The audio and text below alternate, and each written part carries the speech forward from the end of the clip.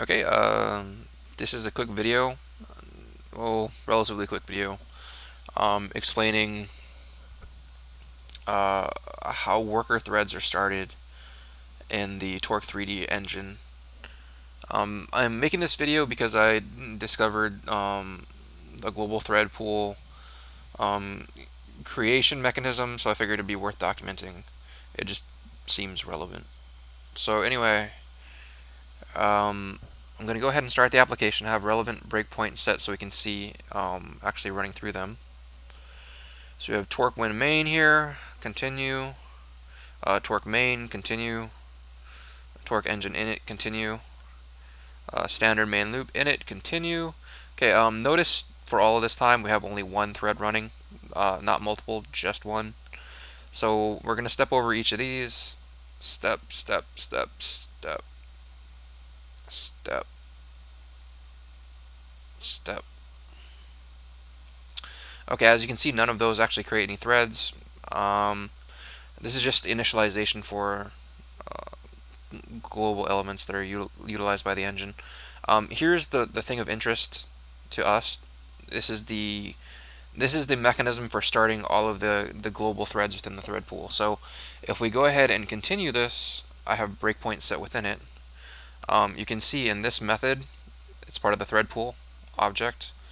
You can see in this method down here a loop where the threads are actually being created. So if we go here, we can see there are no threads created. If I continue it, you can see here in the start routine, this is actually a built-in. You can see that it's going to run this routine thread run handler with this data. So we don't know what the data type is, but here you can see data being passed in. In a different video, I'll examine the thread run handler and how it's actually doing what it needs to do. But hold on. Yeah, it's not particularly important for right now. This is the definition itself, so you can see kind of how things are done. But I'm going to continue the loop on the outside, and you'll be able to see that after I continue it once more, come on, oops, continue. Sometimes it takes a second for these to show up in here. Yeah, there you go. Thread started. So if you look at the loop here, you can see the number of threads is going to be 8. So it's going to launch each of those threads. I believe inside of each of those threads, it starts a different thread for NVIDIA graphics processing. I'm not sure 100%, but from my analysis thus far, that's what it looks like.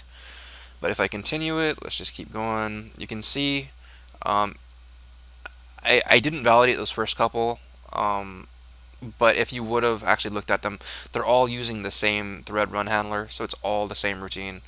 Each of these threads is created pretty much identically except for the M data that's passed in. So continue. Well, what is M data's address anyway? 16C0. Continue. See, it's different data. It was 1C60, I believe, and now it's D570. So continue.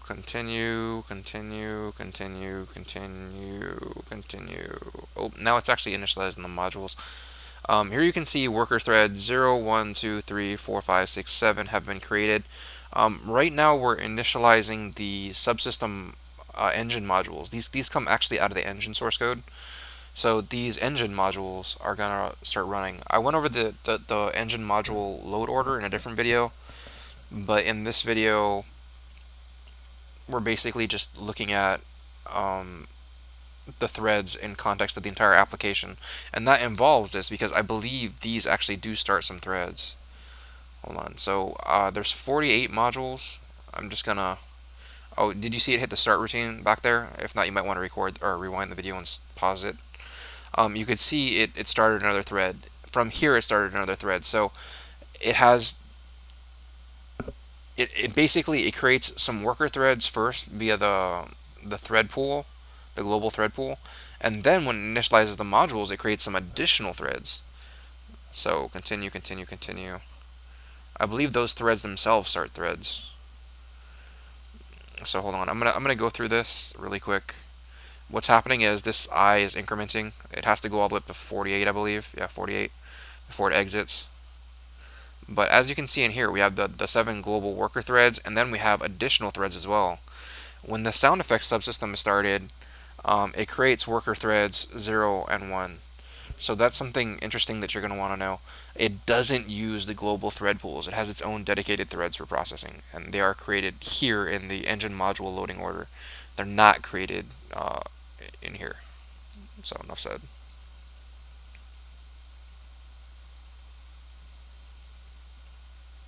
Okay, so it exited, and now after the modules are created, you can see these are the only one. We have 9 threads total. It's important to understand.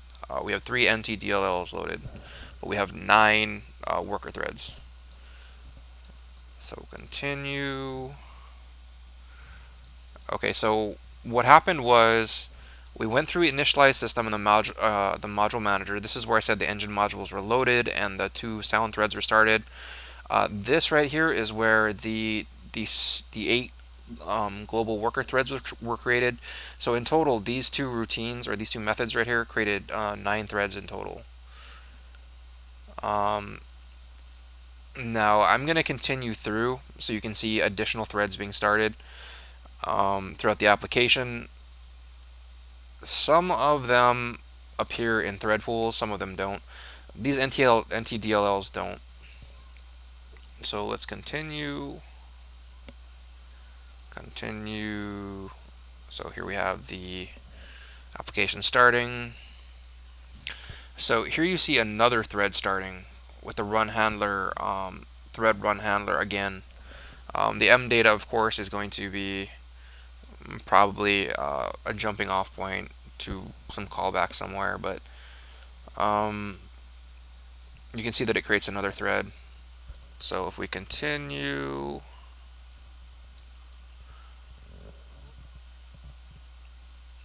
come on.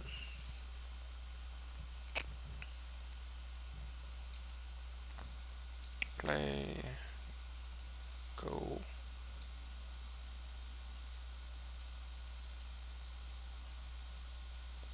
It's loading, it's a little slow because it's in a debugger.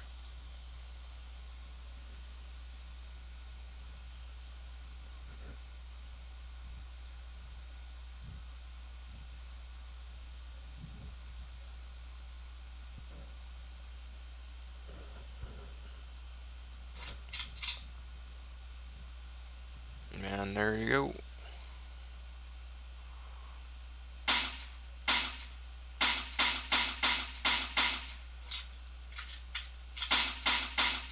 Not too bad. Let's look back in the application. Ooh. Escape, escape. Okay, now if we pause it, we can see our 9 threads that we started initially as workers, as well as a variety of other threads. Here we have an RPC callback thread. This is something that we're going to want to investigate in the future as to how it's created. And then we have these down here, these nvidia DLLs. Not sure what they're used for, but there is 1, 2, 3, 4, 5, 6, 7, 8, and 9, which makes me kind of think that they're mapped to these worker threads. Of course, don't hold me to that. I'm not absolutely certain, but that's what it looks like right now. But yeah, I think that's a good enough overview for this video. Yeah, the way that things are handled. Oh yeah, that's what I need to cover. Yeah, if we go ahead and we switch to one of these threads, you can see that it's just basically waiting over and over and over again. If we put a breakpoint here, maybe we'll actually be able to trigger something. Oh, continue.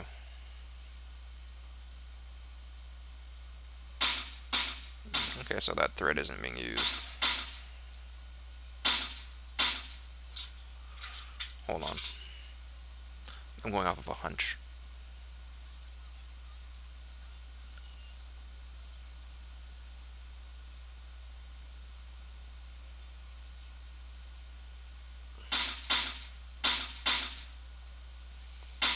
It's not activating.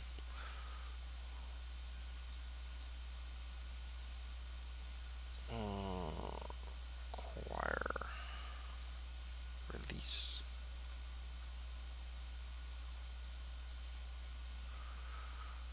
I'll cover that more later. That's too much for this video. Anyway, so you understand that this is how they're started. In thread pool, I think there is a... Okay, wait, that's queue work items. Work items are actually in a queue. So, this is where they're actually processed. The work items are basically callbacks, I believe. Just started looking at this today, so I'm not sure 100%, but they appear to be something like callbacks.